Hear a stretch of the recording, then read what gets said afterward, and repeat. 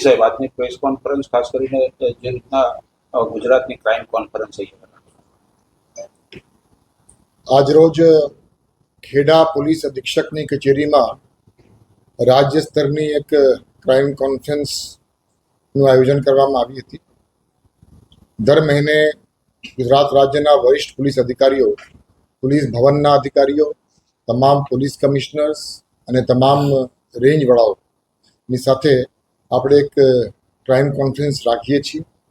અને આ crime conference દરમિયાન ગયા માસમાં જે કંઈ ક્રાઇમ થયા છે, જે કંઈ પોલીસના વિષય ઉપરના જે કંઈ પ્રશ્નો ઉપસ્થિત થયા હોય તે બાબતે ચર્ચાઓ કરવામાં આવે છે.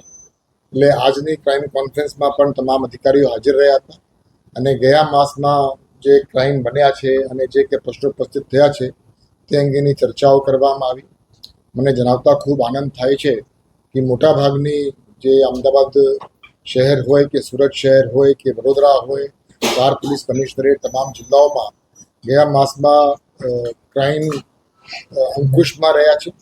ક્રાઇમના ફિગર ઉપર હું જવા માંગતો નથી, કેમ કે અમે લોકો બધા એમ માનીએ છીએ કે પોલીસની કામગીરીની જે વ્યવસ્થાઓ છે, પોલીસની કામગીરી કરવાની જે શૈલી છે, જે કાર્ય પદ્ધતિ છે, એ બધું વ્યવસ્થિત કઈ રીતે થાય, એ બધું સુદૃઢ કઈ રીતે થાય અને કઈ રીતે વધુ અસરકારક, પરિણામલક્ષી અને પ્રજાલક્ષી કામગીરી ગુજરાત પોલીસ તરફથી થાય એ અંગે વધારે ચર્ચાઓ કરવામાં આવે છે.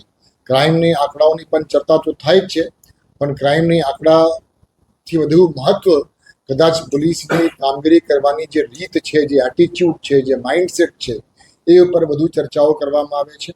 અને જે વ્યવસ્થાઓ કઈ રીતે વધુ સુદૃઢ બનાવીએ તે અંગે વિચાર વિમર્શનું આપણે કરતા હોઈએ છીએ.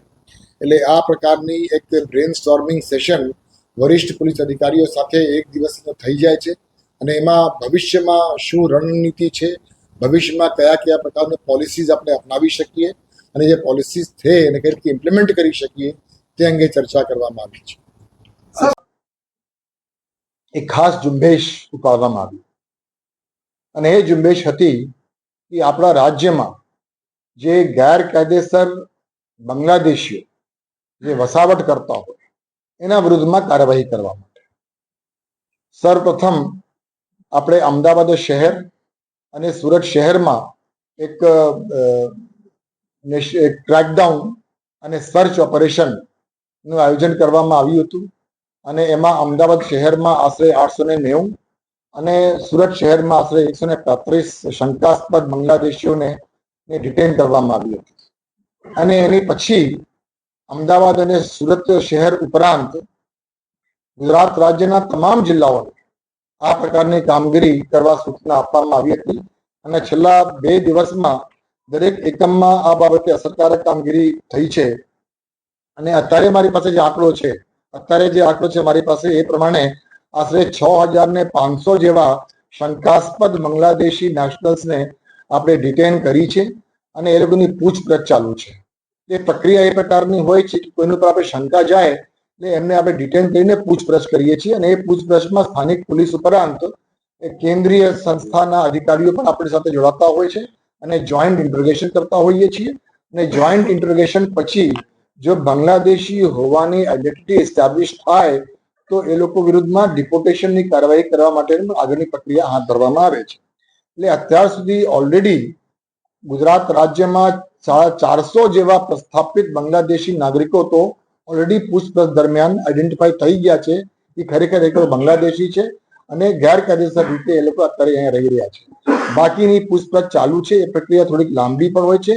એ પ્રક્રિયામાં બહુ ઊંડાણથી તપાસ કરવાની હોય છે, જે સમય માંગી લેતી હોય છે. પણ ગુજરાત સરકાર અને ગુજરાત પોલીસ એ વાતનું કટિબદ્ધ છે કે આપણા રાજ્યમાં જે પણ ગેરકાયદેસર બાંગ્લાદેશીઓ વસાવટ કરતા હોય એ લોકોની વિરુદ્ધમાં નિયમની દાયરામાં કાયદેસરની કાર્યવાહી કરવા માટે પણ આપણે બધા સક્રિય છીએ. જે 4,400 જેવા બાંગ્લાદેશીઓ પ્રસ્થાપિત થયા છે એમાં આપણે વાત કરીએ તો આશરે અમદાવાદમાં 150, સુરત શહેરમાં આશરે 100 અને સુરત ગ્રામ્યમાં આશરે 60 અને ભરૂચ જિલ્લામાં 32.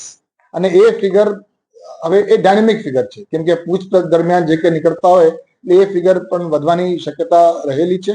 અને એ શક્યતાઓ જે અત્યારે તપાસ થઈ રહી છે એમાં પૂછપરછમાં અલગ અલગ જગ્યાથી જે રિપોર્ટ્સ આવી રહ્યા છે એ રિપોર્ટ્સ પ્રમાણે એમાં જે સંખ્યા છે એ સંખ્યા પણ વધવાની શક્યતા છે.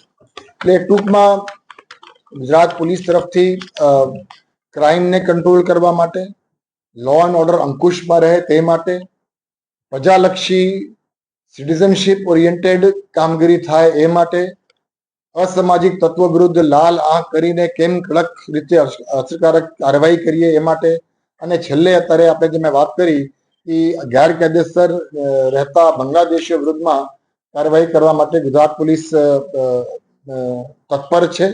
અને આજની ક્રાઇમ કોન્ફરન્સમાં એ તમામ બાબતો પર ખૂબ ઊંડાણપૂર્વક ચર્ચા કરવામાં આવી છે.